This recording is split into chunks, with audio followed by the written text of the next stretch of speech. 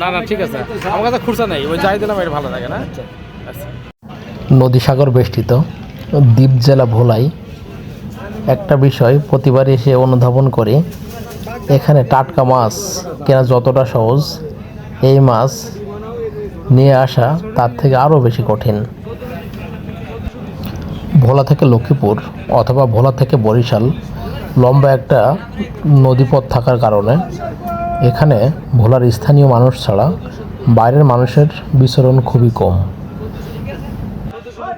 বাংলাদেশের মূল ভূখণ্ডের সাথে সড়কপথ না থাকায় কমিউনিকেশনটা খুবই দুরূহ।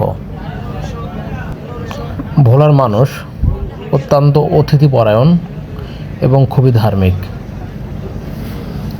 ভোলার মানুষের প্রধান পেশা মৎস্য আহরণ হলেও এখানে অনেক মানুষ মহিষ পালন করে, যার কারণে ভোলা মহিষের দইয়ের জন্য বিখ্যাত।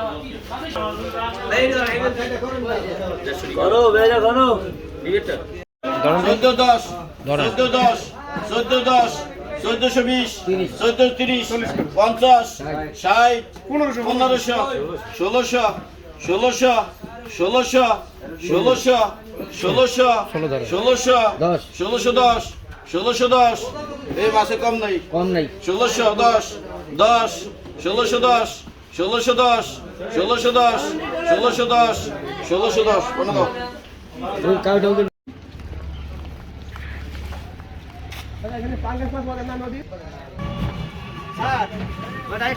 চলেন চলেন।